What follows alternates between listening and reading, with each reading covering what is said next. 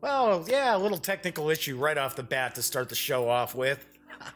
I was out of sync a little bit in my preview recording that I did today. I have to do that every single day to see if my sound stays in sync. And of course, I have to kind of play around. I have to turn speakers off so I can record, and then turn the gain basically down to 0 so I can turn the speakers back on and hear that. And of course, I forgot to turn the gain back up. Yeah. Okay, so that's how it goes. Anyway, I am Jeff McAleer, your host here at the Daily Dope, and welcome. I also happen to be the grand poobah of the gaminggang.com. Today is Monday, December 18th. Got a lot of fun stuff planned for today's show. I've got the latest news, of course. I do have an unboxing live of Sakura Arms from my friends over at Alderac Entertainment Group. So we've got that to look forward to.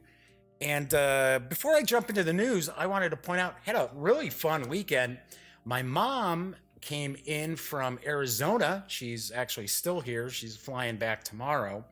So got to see my mom. That was very, very cool because I hadn't seen her in about a year. So that was pretty nice. Got to bust out some games over the weekend too. So I had to play some Carcassonne with my mom and my nephew and some of my other family members. And of course, they got a big kick out of that. My mom and my nephew Cameron just totally love Carcassonne. So they were happy to play that. And then I also played a bit of the Lost Expedition from Osprey Games. And of course, we played a couple of times and lost all the explorers before we could make it to El Dorado. But I will say that we got awfully close in one of the games. We got to the second to last card. So we were on the card. We were on the space next to Lost City when we happened to have our last explorer take a dirt nap. But everybody enjoyed that. And then I introduced my nephew Cameron to Wild Blue Yonder from GMT Games, the dogfighting game. Well, there's more than just dogfighting to it, but mainly it's a dogfighting game from World War II over the Eastern Front. So I should say Europe, not the Eastern Front. We were focusing on Eastern Front. We were doing some German Soviet air battles. So that was very, very cool. And now it is my nephew's new favorite game. So he said, wow, it's replacing, ready for this Lovecraft Letter, which I really dig. I think Lovecraft Letter is fantastic. I really love it to death. I don't know. I can't say it's my favorite game, but I really do dig it. But yes, my nephew Cameron said Wild Blue Yonder is his new numero uno game. So very, very cool. I'm thinking for Wargame Wednesday, I am going to do an unboxing of Here I Stand from GMT. And I'm going to try to do a quick how to play for Wild Blue Yonder because it's not a difficult game to get into. It really, really isn't. It's pretty straightforward. Pretty easy. I think I could probably do a how to play in maybe about 20 minutes as long as I keep the stories minimum. Anyway, yeah, that was kind of funny. We just had one of the scenes pop up, our stay tuned scene.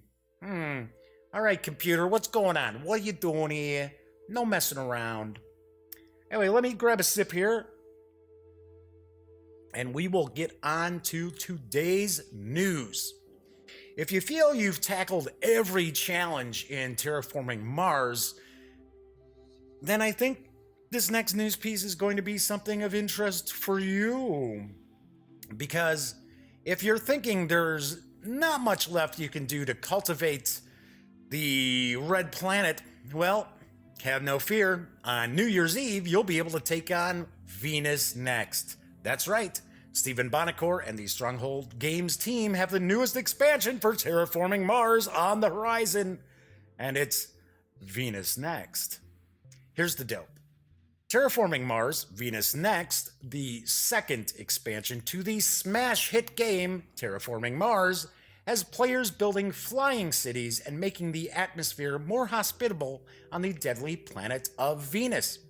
In Terraforming Mars, Venus Next, the world government, yes, you know them, the Illuminati, in the game, the world government chooses to also fund the terraforming of Venus.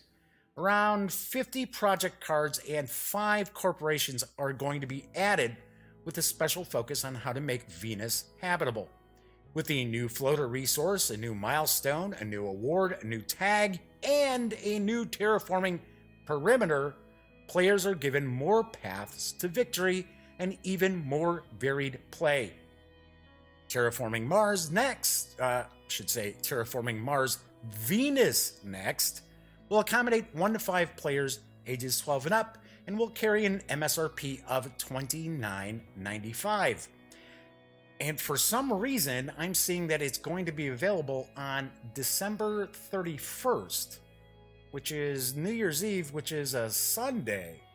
So I'm not sure if orders are going to go up then, or because normally you don't see games go on sale on a Sunday. It's usually new releases are Tuesdays or Wednesdays, well, depending on who the distributor is. So, but it is saying it's going to be available on the 31st of the month. I will point out that Stronghold Games is in the midst of moving. They're actually moving to Clearwater, Florida. I think Tom Vassell and Stephen Bonacore are actually moving in together. I don't know. Now I'm teasing.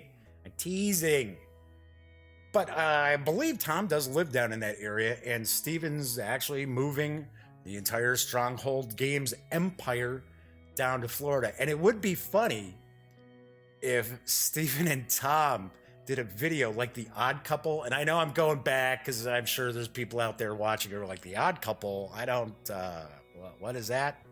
Anyway, others out there remember The Odd Couple comedy, the TV show, and the original Neil Simon movie. And it would be hysterical if they did one of those dun dun dun dun dun dun dun dun dun opening with Steven and Tom. All right, okay. Anyway, but I did want to mention that Stronghold Games is in the middle of a move. So if you reach out to Stronghold Games for anything, don't be surprised if you don't hear anything back until about January 2nd or 3rd, I think is when the office is going to reopen. Just want to point that out. So if you have a question or concern or something like that where you need to contact Stronghold, don't be shocked if you don't hear back until very early January. Anyway, moving right along.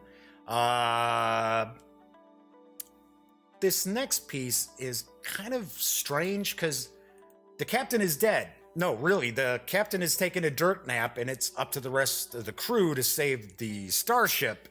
And that is the premise of, you guessed it, The Captain is Dead from Alderac Entertainment Group. This is what throws me off a little bit about the game because I thought the game was out. And I've seen it with different artwork. Now, I do believe it was released by a different company in the past. I believe it came out in like 2015. So this is a new edition through AEG. But I thought AEG had already released this, but I'm also seeing that it should be making its way into stores in February 2018. Regardless, here's the dope. It's the last 10 minutes of your favorite sci-fi TV show. Except that this time, things have gone seriously wrong and, you guessed it, the captain is dead. The Captain is Dead is a frantic and fun cooperative board game that puts you and your friends in the role of crew members on a besieged starship. You must work together to repair critical systems and fend off hostile aliens, or you will share the captain's fate. In other words, I suppose you're going to be dead. From the chief engineer, weapons officer, and visiting admiral, all the way down to the ensign and the ship's janitor, you must combine your unique talents to avoid utter annihilation in the cold depths of space.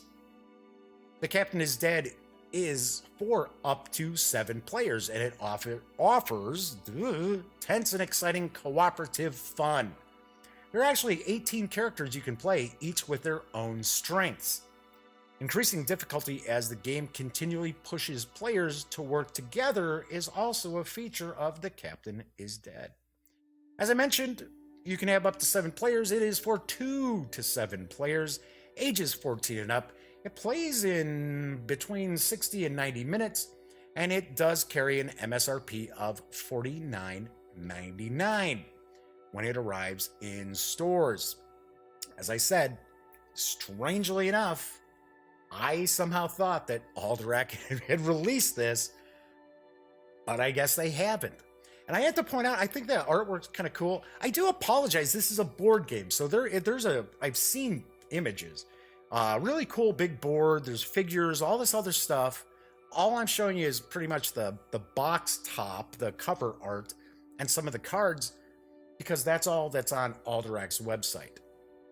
And if you notice, Alderac's kind of changed their web address as of late. So it used to be alderac.com, and if you go to alderac.com, it's going to forward you to alderacsite.com. So if you accidentally hit it, type in alderac.com, you're still going to get there. But they have recently changed, at least recent to me, I didn't notice before, duh. They have changed their web address. But there is a lot of stuff that's, I've seen a lot of images of The Captain is Dead. On one hand, I can't tell you which would be for which version, so I wasn't going to share that stuff in case it was the wrong version. Plus, the other thing is, none of these were on Alderac's site that I saw the layout and everything. And I don't just go and take other people's photos and start using them. I mean, yes, that copyright is up in the air on that because you're taking a picture of some other company's game. I just don't want to have to deal with that kind of nonsense. Anyway, you've got another Z-Man Games title that's hitting stores. Yes, and it is available right now. Z-Man Games has the newest title in their Terra Mystica line. Dare you embark on the Gaia project? I don't know. Dare you? Here's the dope from Z-Man. Your journey across the stars begins now. Having mastered every corner of your home world, your people now look to the skies and the many unclaimed planets that wait in the far reaches of the galaxy. The environments of many of these new worlds will inevitably be incompatible with your species' unique physiology. Blah! Almost couldn't get that word out. But this is no hindrance to you.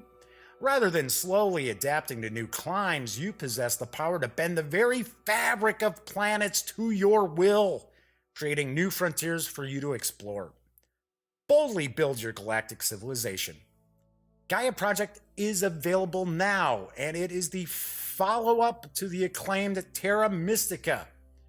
Gaia Project gives you the power to develop your faction from a single planet to a galactic power, perhaps an empire. To do so, you'll manage a diverse economy of resources, including ore, credits, knowledge, and power that allow you to develop your faction and extend your reach farther into the galaxy. Building structures on planets grows your empire and generates additional resources. Researching new technology increases your species' capabilities. And terraforming exotic worlds opens up even more planets for you to colonize.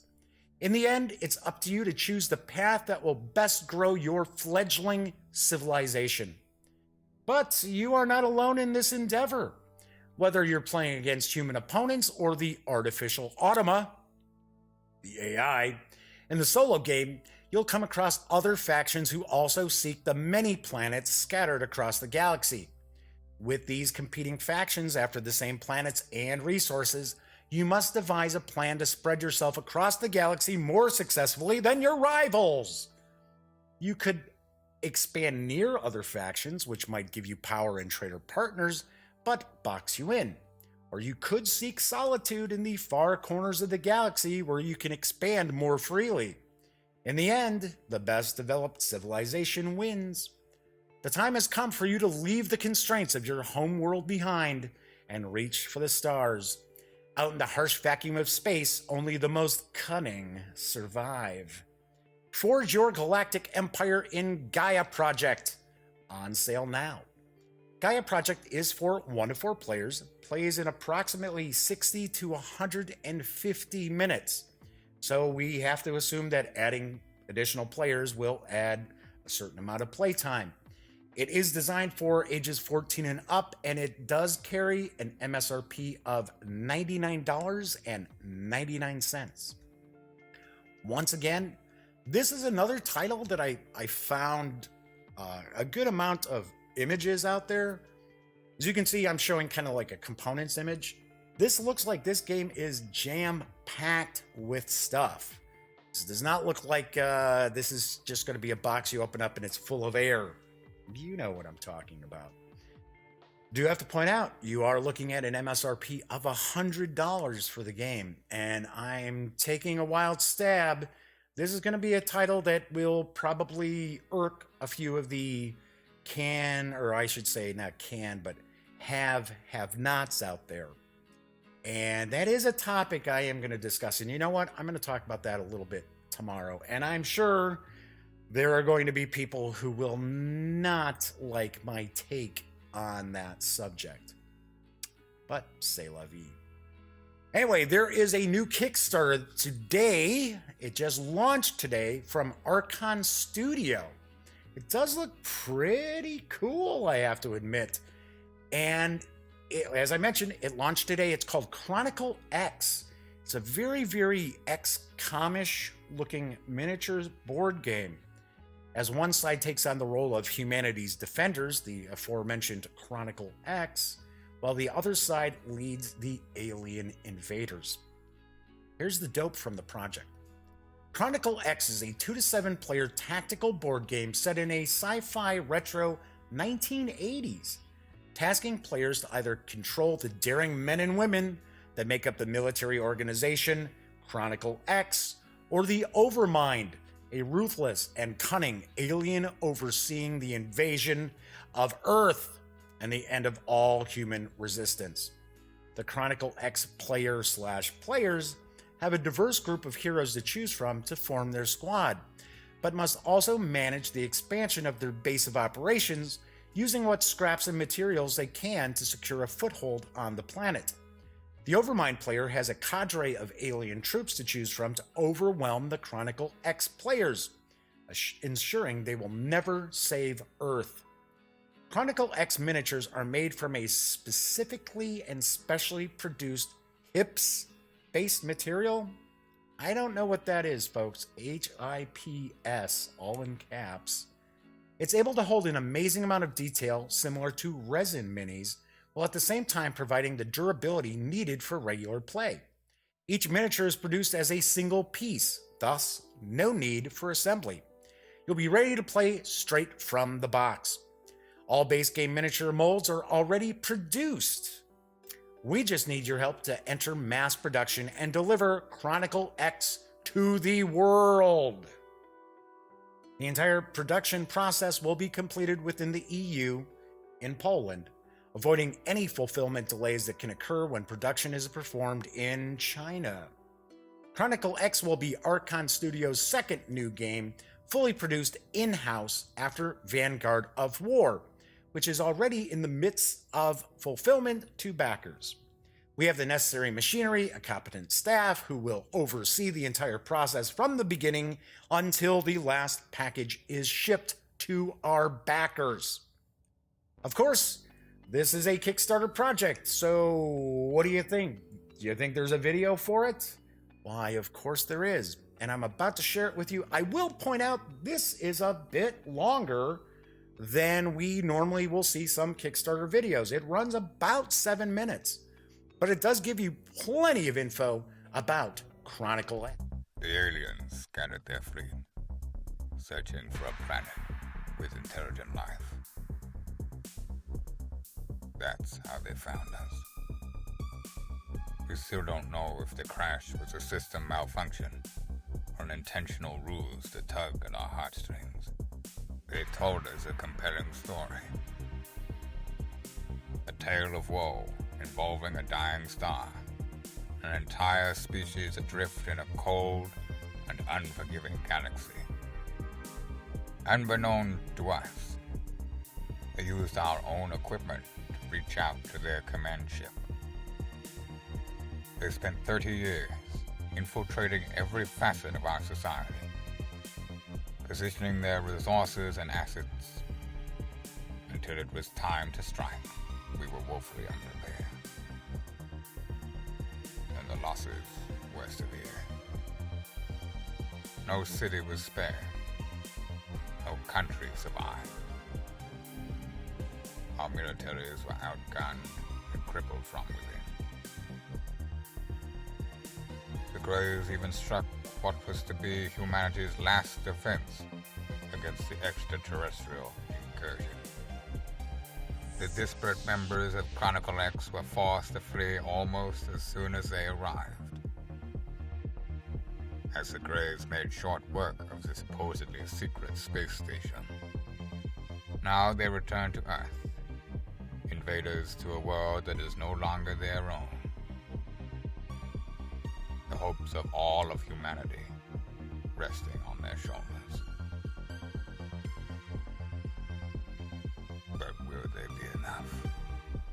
Chronicle X may be played as a single mission or a full campaign, consisting of multiple missions as both factions attempt to control enough of the Earth to claim victory.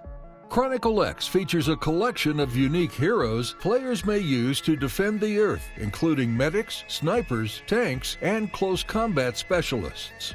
Each hero has a profile card containing a stat dial. If a hero is wounded in battle, the dial is turned, updating their stats and changing their combat capabilities. Each hero is unique, bringing special skills and upgradable signature equipment. Heroes also have equipment slots to equip items they find, or a backpack to allow them to carry unused equipment or resources back to their base.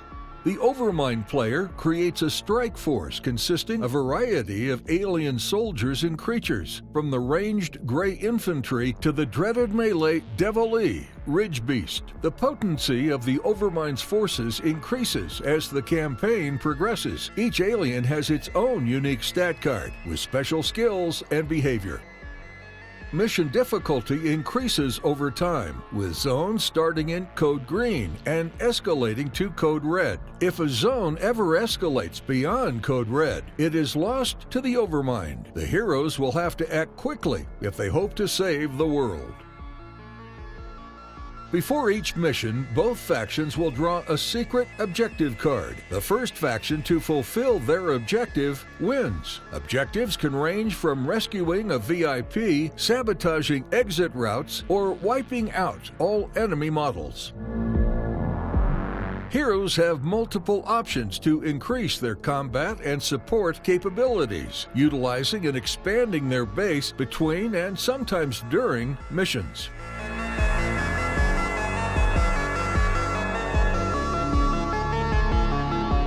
Heroes can be equipped with a variety of items gained through gameplay. Items come in several forms, from consumables such as first aid kits and specialty bullets to armor and weapons. Consumables are one use, while armor and weapons persist, granting new abilities or passive effects during missions.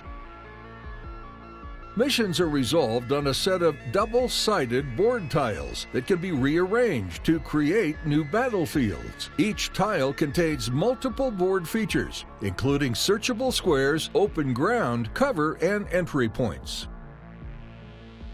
During missions, heroes may perform various actions, including move, fight, use an item or ability, or searching specific squares on the board.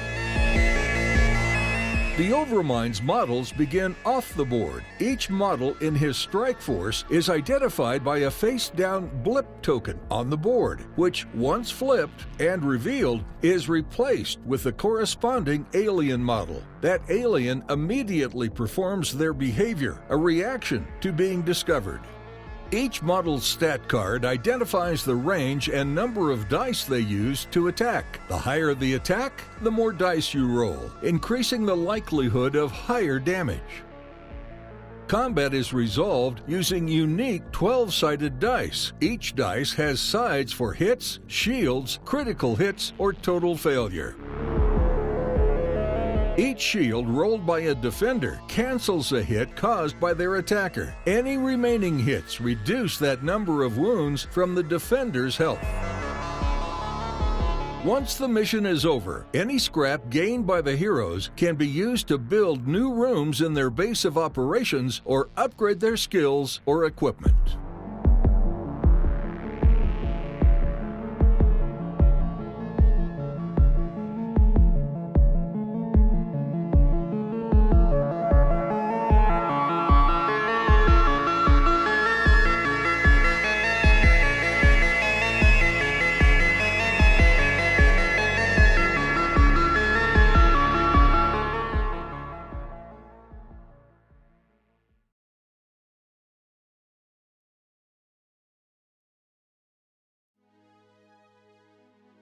I have to say, that looks pretty cool.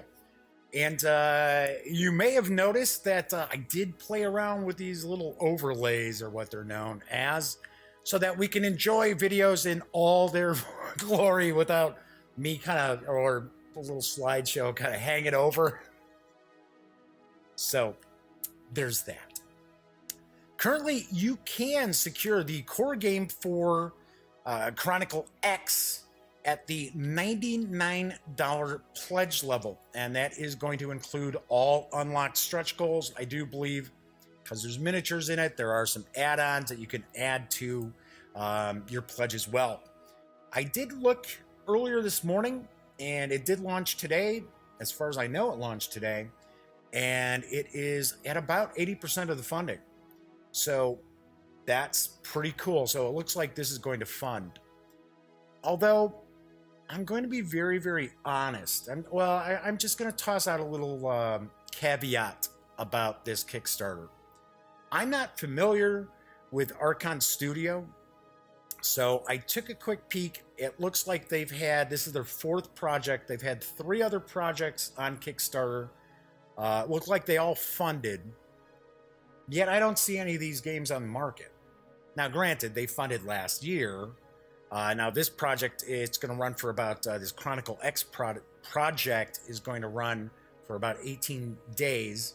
And I would take a stab that they're probably looking to go to market late next year, is my guess. Anyway, it looks cool.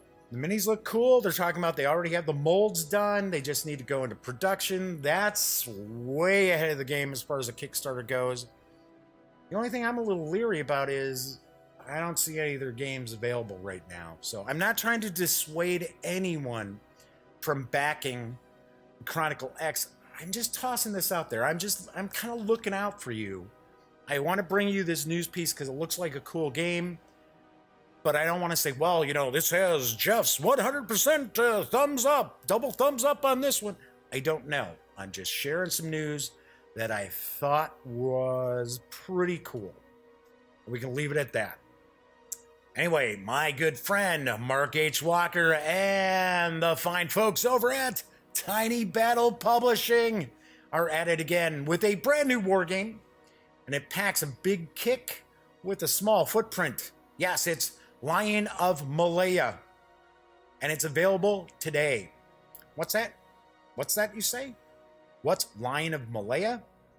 Well, here's the dope from Mark H. Walker. The jungle is not such a terrible place. We can live on rice, salted sesame seeds, and salted fish. The jungle did not have the fear for us that it seemed to have for some of the Allied soldiers. That was a quote from an unnamed Japanese soldier recounting his experiences during the 1941 invasion of Malaya. The thick, lush, wild jungles of the Malay Peninsula held an abundance of some of the most sought-after resources of the Second World War. A staggering 60% of all the tin in the entire world lay beneath the tropical terrain, and 40% of the world's rubber flowed through its trees. Its war machine starved by Allied embargoes, Japan set its eyes on Malaya both for these and other resources. as well as a staging point for further invasions into nearby oil-rich countries. Lion of Malaya sets the defending British Imperial and Commonwealth forces against the Imperial Japanese Army in an operational level game covering the Japanese invasion of Malaya and the advance to Singapore between December 1941 and February 1942. Clever fatigue rules simulate the mounting exhaustion and dread. Nuanced air rules, that's right, baby, air rules. That's why I know this is Mark writing this stuff. He always tosses those little asides into his press releases.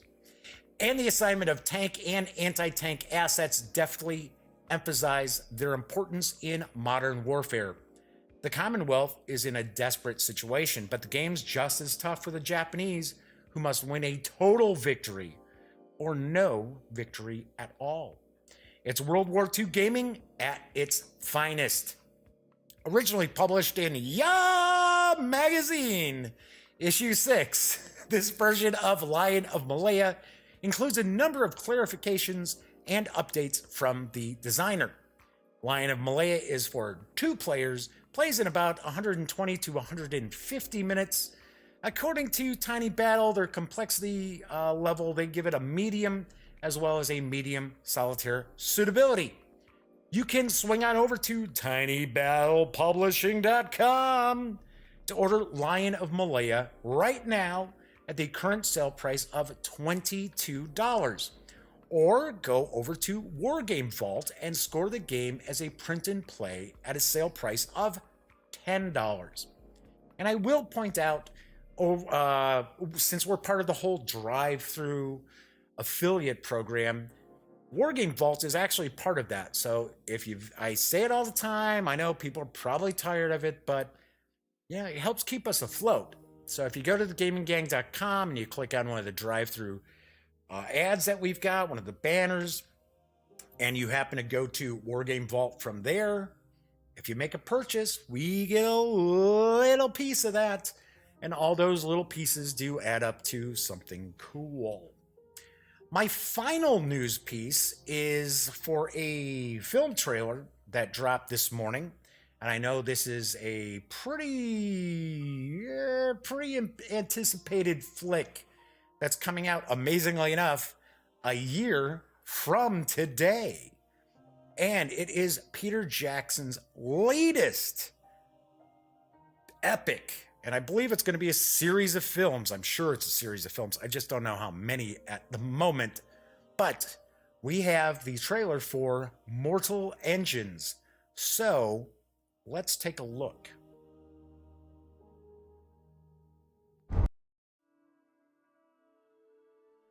That does look pretty sweet. And as I mentioned before, that is coming a year from today. It'll be in theaters a year from today. I'm sort of curious as far as I do know that I believe it's a 4-book series. And I'm not sure if that's the entire run of the series or if it's more books that are on the way. But Mortal Engines is set in a post-apocalyptic world. And I know, taking a look at the teaser, it's sort of, I'm sure a lot of people are sitting there thinking, oh, dude, it's just Mad Max. It's not. It's not just kind of a ripoff of Mad Max. It does sound pretty cool. I don't know a whole lot about the series, but one thing I'm kind of curious about is I do know the book series is for young adults, which doesn't necessarily mean that adults are not going to enjoy it. I mean, if you think about it, Harry Potter was basically going to be, it was considered a young adult. So right there, that's pretty cool. Favorite book genre? Don't know why we're talking about books as far as that. I mean, the movie is based on a book, but I see we've got Nimmy back hanging out. My favorite genre of books, that's a toss-up. Honestly, I like history. I like a lot of history stuff. So anyway, before I jump into the unboxing for Sakura Arms, just wanted to, I've actually been getting some emails over at the mailbag. So if you have any questions, comments, suggestions, by all means, shoot me an email over to mailbag at thegaminggang.com. Worst case scenario, you can always email Jeff McAleer at thegaminggang.com too. It's going to still get there. Anyway, last week, Alex in Dallas, Texas, had asked a question which I kind of mentioned I would talk about on today's show. And the question was, if somebody wants to do a board gaming review website, or I guess just a gaming website, pretty much, how would they go about doing it? Were there any little tidbits of advice that I might float out there, I suppose? And I had to laugh because I thought, because so many people who kind of do the same things that I do and the gang does over at gaminggang.com kind of look at everything as a competition. And I've said it before, I'm not going to harp on it, but I don't look at this as a competition. So, but I have to laugh because I'm sure if they send an email out to other people, no response. It's been like crickets in the background waiting for an email response. So I cannot say that I am some great expert by any stretch of the imagination. There are people out there covering tabletop gaming who get way more traffic, way more followers, way more views on their videos and things like that than I do. And I have to point out, I'm probably not the greatest person around at promoting the gaming gang. I'm old school. I'm not really one of these people who goes out tooting their horn and stuff like that. It's just, I feel odd about that. Just like I feel very strange about even considering doing like a Kickstarter to help fund the gaming gang for the year. I know plenty of other people out there do that. I just feel bizarre doing something like that. But anyway, if you're thinking about getting into the tabletop gaming review hobby, I would recommend a few different things. First off, you have to have something new that you're going to be sharing. If you're just going to rehash things the same way that umpteen other people do, I would say don't bother, because it's going to be pretty difficult for you to build an audience based on just the same things that other well-established people have done. Yes, I know, it's the sincerest form of flattery, right, is imitation, but you're really not going to build up an audience if you're just kind of doing the same thing as everybody else. The other thing that I would recommend, and this one's pretty tough for some people sometimes, if you're doing just a website, I recommend you actually let that website kind of percolate a little bit, get content put together before you decide to let people know that it even exists. And I can give you an example when the Gaming Gang launched in 2010. I'll share kind of quickly the story how it came about. Now, my best friend is Elliot Miller. Folks who've been watching, they know Elliot's my buddy. We've been best friends for almost 37 years. So I lived in Arizona at the time. Elliot was still back here in the Chicago area because we're both born and raised in Chicago, the city itself. And, we would talk and things like that. We'd talk maybe once a week, so on and so forth. And Elliot said, hey, I'm starting to get back into board gaming.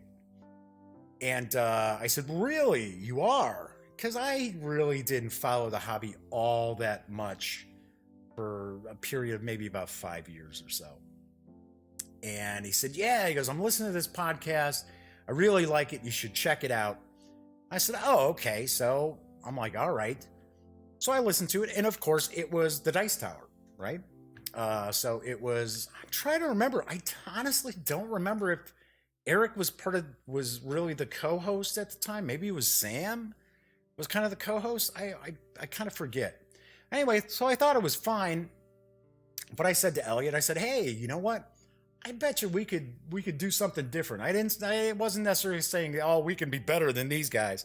But I said, hey, you know what? We could do something a little bit different because we had so many years of experience playing tabletop games.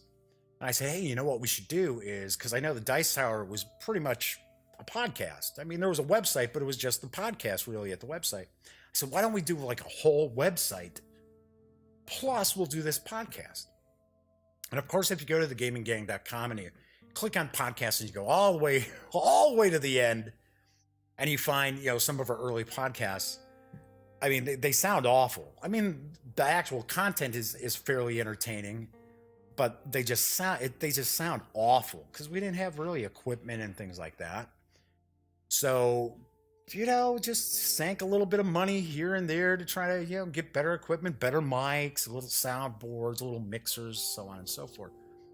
But when we launched the website itself, we started putting out reviews and putting out news and so on and so forth for a full month before we told anybody that we were even around. And it really helped a lot in establishing an audience. And I have to say, yes, as I mentioned before, there are other people out there get way more traffic, way more views, way more. They're way more in the front of the minds of some companies out there as far as like reviews and things like that than I am. But the Gaming Gang has a very, very solid audience day in, day out, and a vast majority of them have been with us from the beginning. So it's important to have some content out there for you to be able to, when you say, oh, hey, Joe Bob or whoever's gamingwebsites.com is out, you want people to go and look and say, oh, wow, there's a bunch of articles. I'm going to read these articles. Here's some news pieces. Whatever you're planning on doing, make sure you've got content before you tell people, oh, hey, check out my new website. Because a vast majority of people will launch a website, they'll have one or two things on it, and then they'll say, oh, you got to check out my website. And people check it out, and they go, that's all that's here? And they never come back. They never, ever come back. Because as soon as they take a look, they go, oh, there's nothing. And then they're on to the next thing, because that's how people are these days. You look at how you surf the web, how you watch videos on YouTube, you bounce all over the place, and that's how everybody is. So if you don't have something that's really going to grab people and they're going to say, wow, there's stuff here. How did I miss this? That was one thing that we used to get from a lot of people. How did we miss your website? We just found out about it. How did I never know about it before? And it was sort of like, well, we've only been around for 2 months. In the first month, we didn't tell anybody we were around. So that's one thing. Something else I should point out, and I'm not trying to dissuade anybody from enjoying sharing their viewpoints on tabletop games, because it's a blast. I love this hobby, and I love hearing what other people have to think about stuff, about different games and things like that. Don't get involved in this thinking you're going to make a lot of dough. You can count on one hand the people who are doing this, or even the groups who are doing this. They're actually pulling in any kind of serious, oh, well, I could quit my day job to do this. Plus, you got to realize when the Gaming Gang first launched, there weren't a ton of websites out there that were covering tabletop games. Figured you had the Dice Tower and the podcast there. You had the podcast Game On with Cody and John, which ended up ending. I don't know if they ever came back. I don't really follow other people in the industry that much, covering the industry. Just my thing. It's just I don't want other people to kind of influence my thought process on stuff. Not that I don't care. Just I don't, whatever. I do my thing. They do theirs. That's it. That's how I look at it. So there was that. There was the Spiel, which I don't even know if they're still around anymore. I haven't really, I don't believe I've seen them at conventions in the past. So there were some podcasts, and then there were a few other websites that were floating around out there. I'm almost positive Fortress Ameritrash is still around. Hate that term, Ameritrash. So anyway, so when the Gaming Gang launched, there weren't tons and tons of websites out there. Of course, there was Board Game Geek and people sharing their opinions on Board Game Geek. But I have to point out that if you're over on Board Game Geek posting all your reviews, well, you're making a little bit of a name for yourself, but the only get people making any money off that is Board Game Geek. Just so you know, I mean, keep that in mind, right? So as far as like getting review copies and things like that, some companies are tough. Some companies are pretty much impossible. But good number of them were kind of like, yeah, we'll check you guys out, and here, we'll send stuff to you. These days, you have tons and tons of people out there reviewing games. So you better be pretty much on your A game if you want to be getting review copies. And I know a lot of people are like, well, yeah, you get all these free games and that's awesome. Not everybody out there gets tons and tons of free games.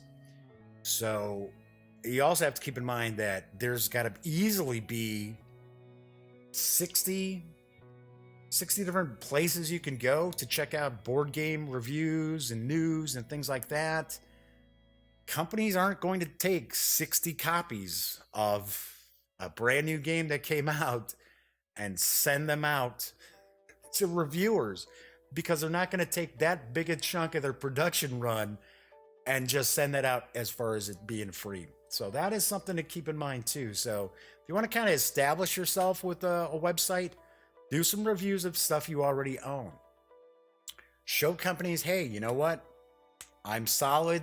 I provide, good feedback. I talk about the game. Don't be one of these clowns out there who their idea of a review is 2 or 3 paragraphs, a bunch of pictures, and then a sentence at the end saying, I liked it, or I didn't like it, or it was okay.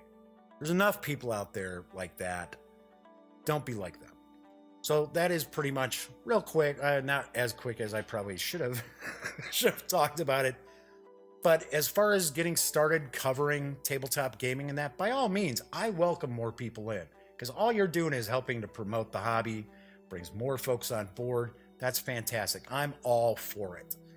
Just have to be realistic with your expectations. If you think you're going to go out there and raise $250,000 a year, like say the Dice Tower has, it's not going to happen, Bubba. Just want to let you in on that. Hey, and thank you, Nimmy. I'm glad you thought that was interesting, me babbling on.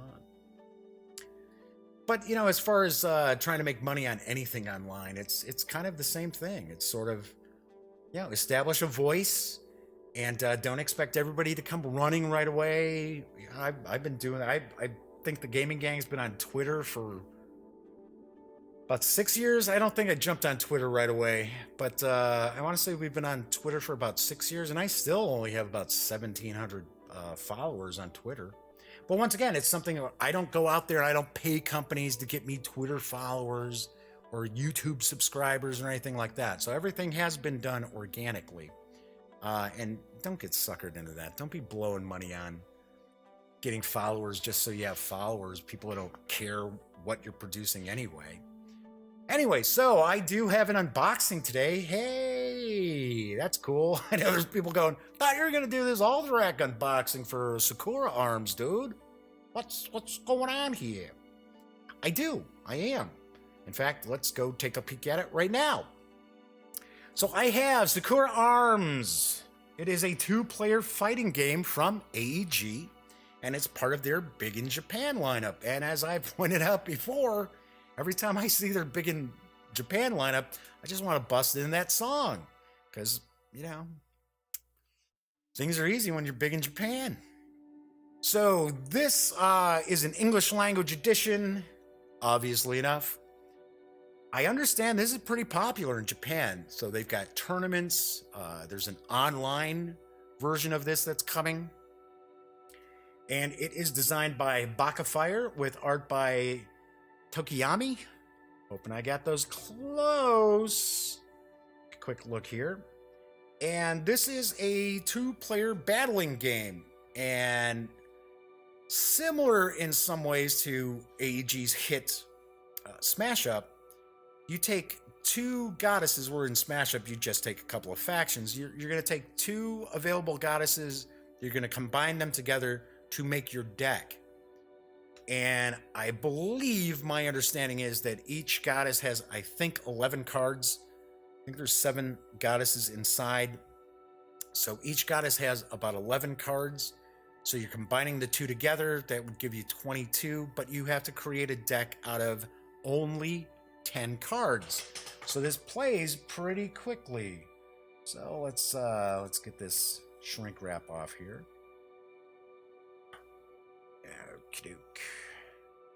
All right, didn't even cut it well enough. I always try to be careful that I don't damage the box or anything like that.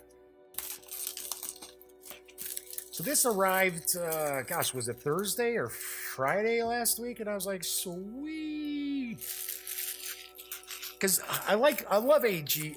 Todd Rowland, who I'm not sure if he's still like mainly the PR guy or if he kind of moved like higher up. I mean, he's pretty high up in the company, don't get me wrong. But one of my favorite people to talk to at various different conventions and stuff. And strangely enough, it seems AEG will send me like expansions for games, but they're games that I've never seen before. So I have an expansion and I'll usually just do an unboxing for it, but I don't have the base game. I don't have the core game. So my apologies that I don't get enough AEG stuff out there. But this should be very cool. I mean, actually, amazingly enough, I'm swinging over to see my mom again before she leaves, and probably hang out there a bit tonight. And I might see about breaking this out. Probably not with my mom, but with Cameron, my nephew. So that should be pretty cool. Let me grab a sip here. Okay. And one of the things I can tell, let me lift this box up a little bit. There is a very manga kind of anime style art to this. But one thing I sort of noticed, and I am by no means any sort of person who knows a lot about art. I probably don't even fall into the category where it's like, yeah, it's art if I like it kind of thing. I know it's art when I see it. But there's that Japanese style of artwork that you see.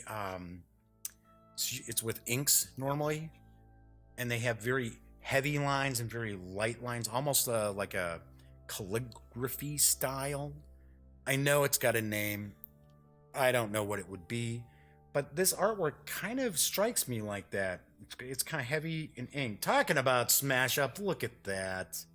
Smash Up is a fun game, and I think, yep, that's pretty funny. Sheep are coming. And I thought these were actually, I think this little expansion is shipping out. If not, it's coming very soon. Oh, look, there's the Captain is Dead right there. Love letter. What, no Lovecraft letter? What's going on, guys? Come on. Sakura Arms. There we go. There's Lovecraft letter. I was gonna say, guys, don't leave my nephew's favorite game. Well, no, it's not his favorite game now. Sorry, it's Wild Blue Yonder's his favorite. Good day. Don't leave his second favorite game out of it. And then Mystic Vale. Hey, that's a prime example of what I was talking about. How, strangely enough, AEG will send me expansions for games. I guess they don't realize I don't have the base game. There was a weird mix-up after I'd moved back to Illinois with some of the stuff that AEG was shipping out, because I had sent along my address that I was moving to, and they were actually sending it to like a neighbor. I think they had transposed two of the numbers, and that was kind of a... because it wasn't a neighbor that was actually handing over stuff that got shipped to them. So, but anyway, yeah, Mystic Vale is one that it's like, okay, well, I got this expansion, but I don't have Mystic Vale. Okay, so we've got Sakura Arms, and this rules are actually, there's quite a few pages to it, but it looks like it's a bunch of graphics. So it says the background. You face your rival. Without the aid of fate or destiny, your total focus is on the battle ahead. Belief in your heart flowers on your hands. Sakura becomes your arms. Talks about the age of Sakura. Oh, look, so there's a little bit of a... well, it's not manga, because it's going left to right. So that's why we're seeing it was taking up a bit of page count. All right, so really, first few pages, it's a comic to kind of introduce you to the game. So we get an overview, goal. The object of the game is to win your duel against your opponent using the attacks of the Megami. Victory conditions: you win when your opponent's life becomes 0. How to play: flowers in hands, choosing the petals. Duel under the Sakura. Components. So we've got a playboard for the players. In fact, it's sitting right underneath this book. Tokens, tarots. I guess the tarots represent each of the Megami characters. 80 cards, and the rule book. And it even says, you're reading this right now. Okay. Talking about card anatomy. I'm trying to adjust this so get rid of some of the glare that's coming off. Quite a few different things on the cards. There's it says 2-3 playboard. Oh, we're assembling the playboard. Flowers and petals. Preparing your cards. So this is the playboard. It's like 2 halves that connect together. Duel under the Sakura. Is the Sakura a tree? Is that... I am pretty ignorant about Japanese culture, and I shouldn't say ignorant, but like a Sakura, I'm not sure. Almost makes, because it says dueling under the Sakura, it's almost like it would be a tree. Okay, so playing cards.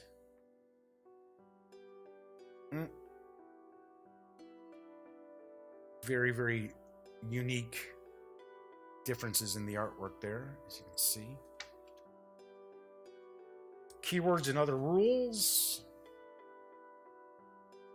Oh, okay. Card symbols and iconography. Opponent's flair, your flair. Anytime I hear the word flair, I always think of Office Space. Don't have enough pieces of flair. I'm not even gonna go into the funniest line about, you know, certain individuals made other individuals wear flair. So, all right. So we've got. I don't see a middle piece though. Oh, okay. So they're offset. That's right, stupid. You just saw it in the book. It's offset, so that's what the board looks like there. So you put it together just like that. And we have these tokens here.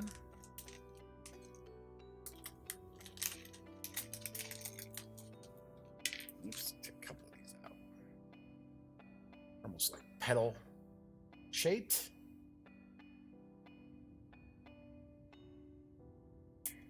From my understanding also that these tokens represent different things based upon where they are laid. Well, this is not digging how that board kind of easily will start separating there. Don't like that at all. Okay. Anyway, let's get a little closer look at this board.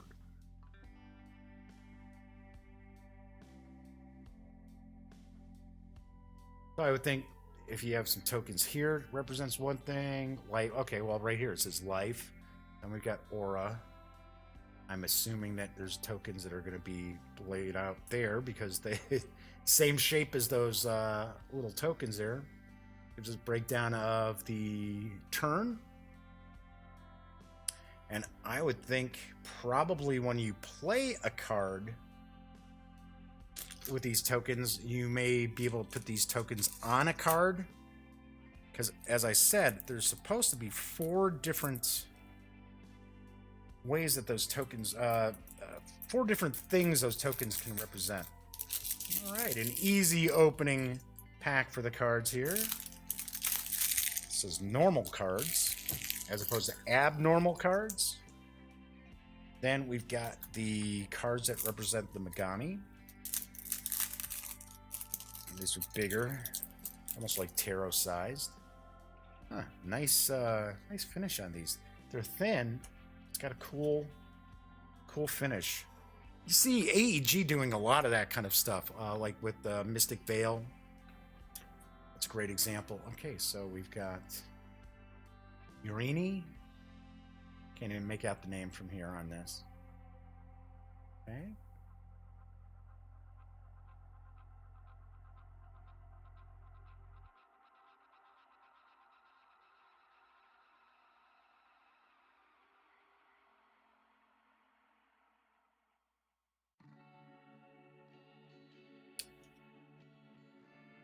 Okay. And it looks as if we see there's weapon iconography there. And then it appears that there's a special, probably a special ability. Text is pretty small, so kind of difficult for me to read from there. So it says, this is Shinra. It says cards with platform, because that's they each have keywords. It says cards with platform are more powerful if you have one or more enhancements. And there seems to be some numbers. This one's a little easier to see. Some different numbers down here. And that text is, that's pretty small. I'm not sure what those numbers represent because they're kind of different. Some are grayed out, some are not. It's possible. Maybe it's talking about, because there are different decks. We're going to take a look at that here. I would think maybe it's possible that it's kind of recommending who to pair that Megami up with. Don't know. Have not played the game, folks. This is the first time I have actually gotten to peek. So, these two cards stuck together? Yep. They are. Those two cards were stuck together.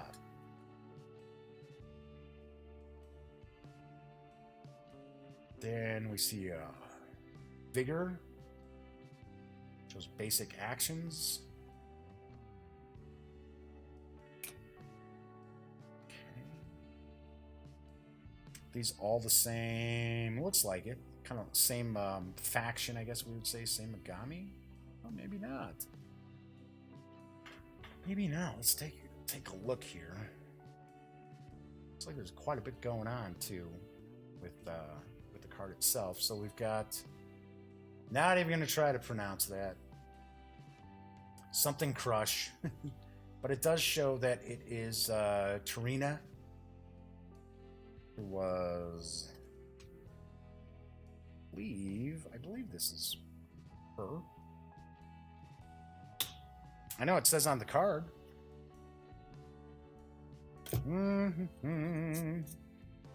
No. That is not who that is. Huh, okay. Don't know. I'm looking kind of silly going through this, aren't I? Well, once again, it's an unboxing. I have really no clue about the game.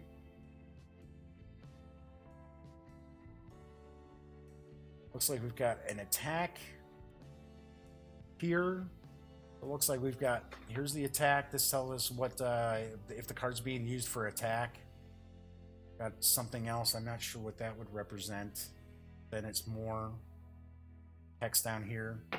Tell you what, I can tell you just by looking at these cards, if you are a gamer who is in your 40s or older, you're probably busting out the reading glasses on this. Okay, it's kind of. I do dig the artwork though. The artwork is really pretty unique. Nice. Okay. Kind of going through. Ah, yeah, here we go. I saw this big bear. Oh, it looks like she must, this Megami might have some sort of animal powers. Soft heart. Shake the mind. I have to say that it's interesting to see a lot, over the past few years, we've seen a lot more Japanese games coming to market here in the US. And I don't want to just say Japanese. I would say Asian market, maybe. But we do see many, many more Japanese games than I would say other countries. Okay. I want to go through every single card here because it looks like some of the artwork's repeated, even though the cards are different. They must be, kind of maybe lower powered cards. Excuse me.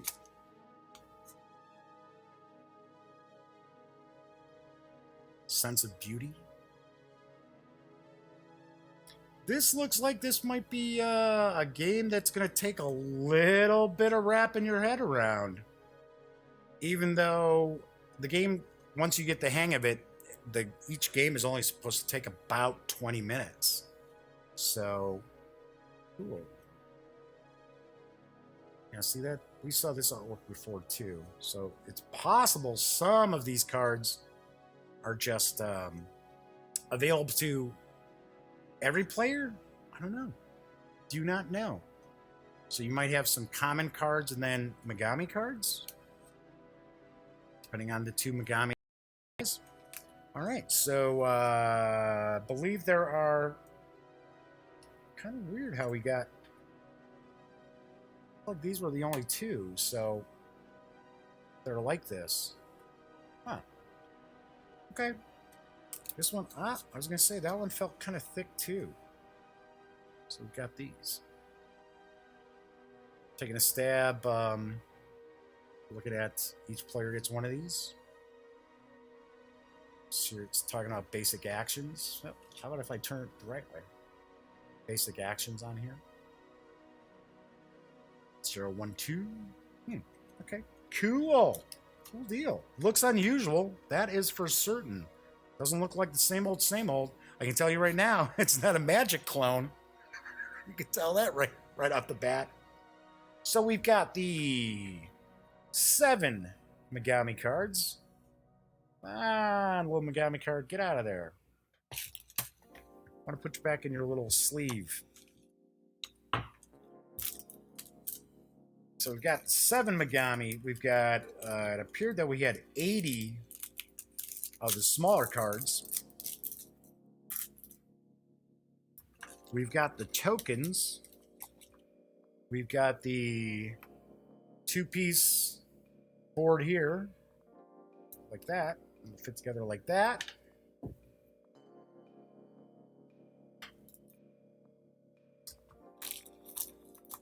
All right, dummy.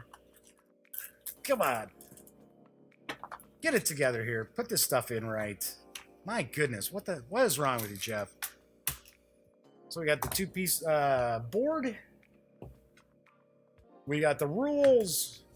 We got info on AG's other cool board and card games. Got the sheep coming for Smash Up. Don't miss out on the sheep. And that is what we find when we take everything from Sakura Arms, from my good friends at Alderac Entertainment, outside the box. Interesting. Looks interesting. Looks a little off the wall. I don't want to say weird or unusual. It looks kind of off the wall. I'm gonna have to really check that out.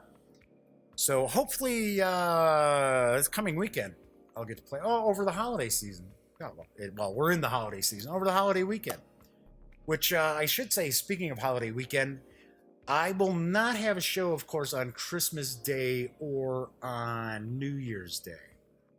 So I'm not doing shows on major U.S. holidays. So the way I would kind of look at it is, if just about everybody's going to have the day off from work, I'm off too. But I'm not going to be sitting here like, oh, well, it's Columbus Day, I'm not doing a show kind of thing. Or it's Valentine's Day. Not that anybody gets Valentine's Day off, but... So, just major U.S. holidays. Someone had actually shot me an email asking, well, what's going to happen to the Daily Dope when you're out at the conventions? And it's sort of like, don't know. I honestly don't, because probably won't be a show for like Gen Con Origins, San Diego Comic Con, of course. just because we're just so busy all day long.